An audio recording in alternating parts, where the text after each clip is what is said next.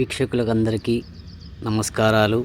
నమస్తే. ఈరోజు నేను మక్తల్ మండలంలో జరిగే ఒక ప్రత్యేక జాతర గురించి చెప్పబోతున్నాను. అదే ముస్లాయపల్లి కృష్ణానది మధ్యలో ఉన్న నారదగడ్డ అనే జాతర.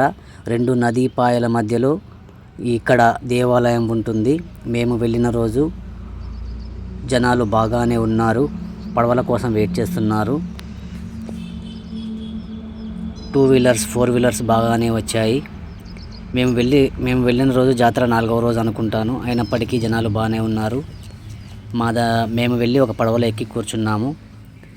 పడవ నడిపే వ్యక్తి అక్కడే మమ్మల్ని అందరినీ లెక్క పెట్టుకొని పడవ మధ్యలో డబ్బులు వసూలు చేస్తున్నాడు. ఇక్కడ వీరికి లెక్క ఉంటుందట. ప్రతి ఒక్కరు పడవ సాయంత్రం వరకు నడిపి ఆ కలెక్షన్ మొత్తం ఒక వ్యక్తి దగ్గర పెట్టి జాతర ముగిశాక పంచుకుంటారని పడవ నడిపే వ్యక్తి తెలిపాడు. పడవ కాస్త ముందుకు కదలగానే మాకు కొద్దిగా భయం వేసింది. ఇది జూరాల వెనుక జలాల్లో ఉండడం వల్ల ఇక్కడ ఎప్పుడూ నీరు ఉంటూనే ఉంటుంది. కాస్త భయంగాను కాస్త ఆనందంగాను అనిపిస్తుంది. ఒక దూరం అవుతున్న కొద్దీ, ఇటు ఆలయం దగ్గర అవుతున్న కొద్దీ మా మనసులో ఏదో తెలియని అనుభూతి కలుగుతోంది.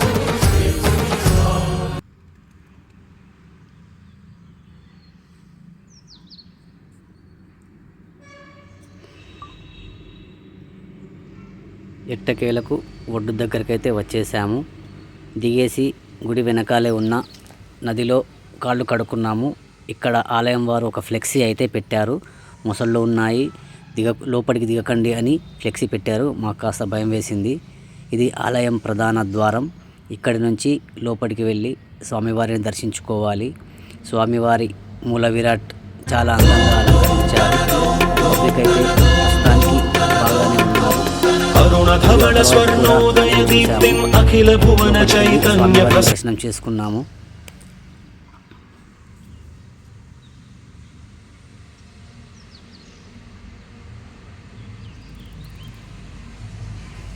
తర్వాత ఇక్కడ తేరు చాలా అద్భుతంగా ఉంది. మేము వెళ్ళిన రోజుకు అంటే 3 రోజుల ముందే రథం లాగారు. ఇది పూర్తిగా చెక్కతో చేయబడిన తేరు. ఇది ఇక్కడికి కృష్ణానది వరదలో కొట్టుకొచ్చిందని కొంతమంది చెప్పారు. అది నిజమో కాదో మాకైతే తెలియదు.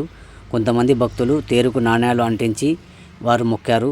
మరి ఎన్ని నాణ్యాలు అతికాయో, ఎన్ని నాణ్యాలు పడ్డాయో, ఎన్ని నాణ్యాలు కింద పడ్డాయో మేమైతే చూడలేదు. తేరు చక్రాలు చెక్కతో చేయబడి చాలా పెద్దగా ఉన్నాయి.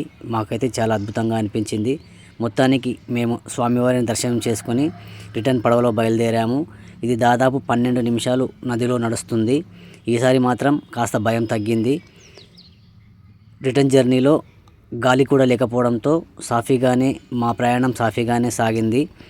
యాజ్ ఇట్ ఈజ్గా పడవ నడిపే వ్యక్తి అందరినీ లెక్క పెట్టుకొని పడవలోనే డబ్బులు వసూలు చేశాడు.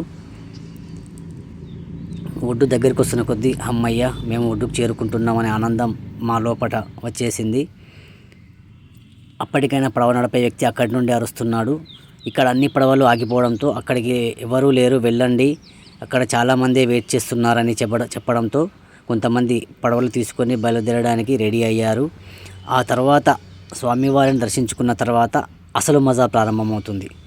ఇక్కడ స్వామిని దర్శించుకొని ఒడ్డుకు వచ్చాక ముస్లాయపల్లి శివారులో చికెన్ మటన్ షాపులు బీభత్సంగా ఉంటాయి.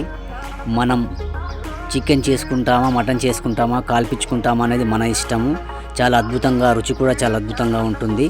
కాకపోతే రేటే కాస్త ఎక్కువగా ఉంటుంది. అయినా పర్వాలేదు, జాతర కాబట్టి కనిపించదు. కొంతమంది కుటుంబ సభ్యులతో వచ్చి జాతర చేసుకొని వెళ్తున్నారు. మేము కాస్త రుచి చూసాము. మటన్ చాలా అద్భుతంగా ఉంది. చపాతీలు, జొన్న రొట్టెలు కూడా కొంతమంది ప్యూర్గా చేస్తున్నారు, కొంతమంది పిండి మిక్స్ చేస్తున్నారు. అయినా పర్లేదు, చాలా రుచిగానే ఉన్నాయి. నేను పెట్టిన ఈ వీడియో మీకు అందరికీ నచ్చిందని అనుకుంటున్నాను. మీకు వీలైతే ఒకసారి ఈ జాతర చూడండి. హోలీ 2 రోజుల వరకు కూడా జాతర ఉంటుందట. మేము హోలీ కంటే ముందు వెళ్ళాము. అందరికీ నమస్కారం. నెక్స్ట్ టైం కూడా మరో మంచి దేవాలయం వీడియోతో మీ ముందుకు వస్తానని అనుకుంటున్నాను. ధన్యవాదాలు.